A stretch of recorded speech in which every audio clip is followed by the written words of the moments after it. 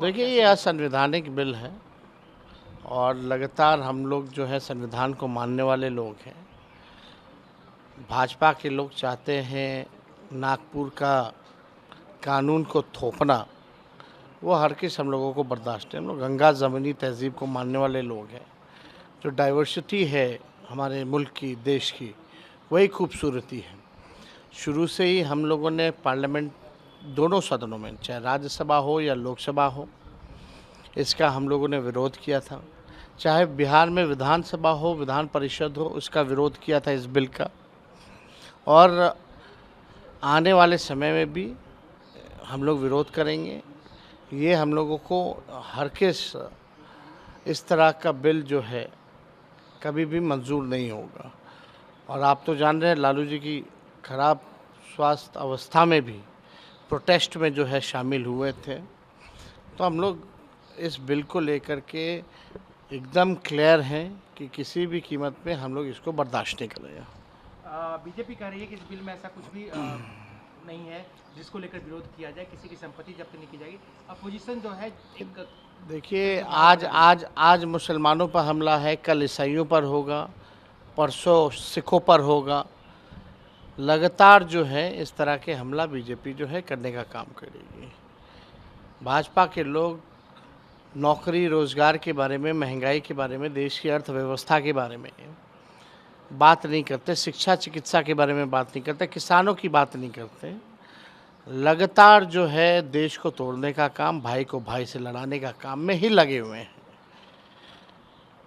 तो भाजपा तो बड़का झूठा पार्टी, झूठ बोलने में माहिर लोग हैं ये लोग।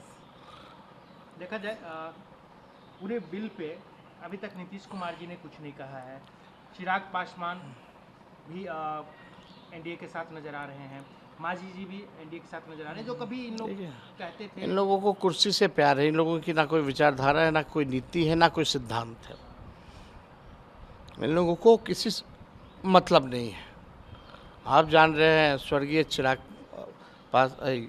स्वर्गीय रामविलास पासवान जी ने जो है इस्तीफ़ा दिया था, गोधरा कांड जब हुआ था तो उसको लेकर के। वो विचारधारा और नीति सिद्धांत की राजनीति करते थे। लेकिन आज के दौर में जो भी लोग हैं, केवल उन लोगों को कुर्सी से प्यार है और ना नीति, ना विचारधारा, ना देश के संविधान से कोई मतलब है, ना आरक्षण से मतलब है, केवल अपनी कुर्सी प्यारी है। क्या नीतीश जी को ये सब पता है कि क्या हो रहा है? अब देखिए, आज के हालात जो जिस तरह से हम लोग देख रहे हैं, सुन रहे हैं, हमको माननीय मुख्यमंत्री जी के साथ हमने काम भी किया है। इस अवस्था में देख कर के हमको चिंता हो रही है।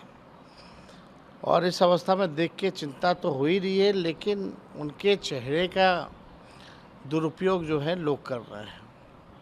पूरी तरीके से भाजपा जो है कंट्रोल कर रही है, हाईजैक कर लिया है और अपने अनुसार जो है उन पे अपने फैसलों को थोपा जा रहा है। अमित शाह आए, मोदी जी आ रहे हैं 24 तारीख को। देखिए, हम तो कहे ना आए भाई, तो ज़रा बताएं अमित शाह जी कि गुजरात को कितना दिया 11 साल में और बिहार को कितना दिया। और कम से कम बिहार आए तो तैयारी करके आए ना तथ्य से कोई मतलब है, ना आंकड़ों से मतलब है, ना सत्य से कुछ मतलब है। इतनी गड़बड़ियाँ उनके भाषण में है।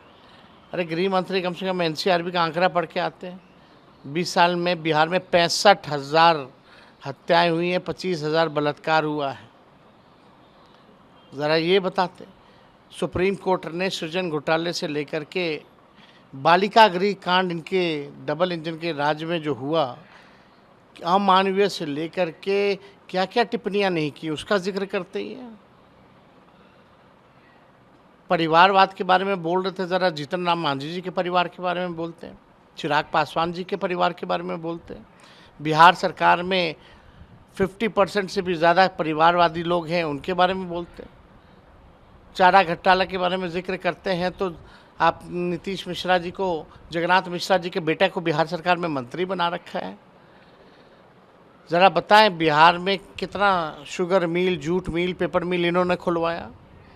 कितना प्रधानमंत्री जी ने 20 साल यहाँ हुआ, 11 साल केंद्र में हुआ। एक भी चीनी मिल अगर चालू कराएं, वहाँ का चीनी का चाय अगर पिए हो तो बिहार को क्यों नहीं आप लोगों ने सौतेला व्यवहार आप क्यों कर रहे हैं? आप बोलते हैं कि बिहार में बाढ़ नियंत्रण का काम करेंगे, तो 20 साल से नहीं किया, 11 साल से नहीं किया, तो आप क्या करेंगे? तो यहाँ अमित शाह जी आए तो कम से कम तैयारी करके आना चाहिए।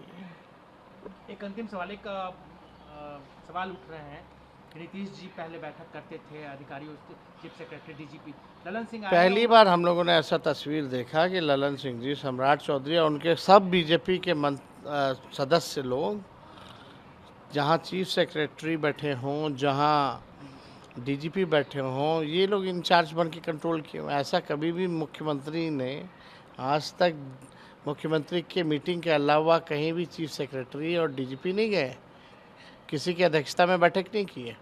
तो साफ दिखा था ललन सिंह जी तो बीजेपी के हैं, मानसिक तौर पे भी हो गए हैं, शारीरिक तौर पे भी हैं, मन से भी हैं, दिल से भी बीजेपी के हैं। केवल मुख्यमंत्री के चेहरे का इस्तेमाल करना ये हो गए, या आपके इनके कार्यकारी अध्यक्ष हों, या यही लोग जो है बिहार को बदनाम कर रहा है, लूट रहा है, खा रहा है, हाईजैक किए हुए ये लोग।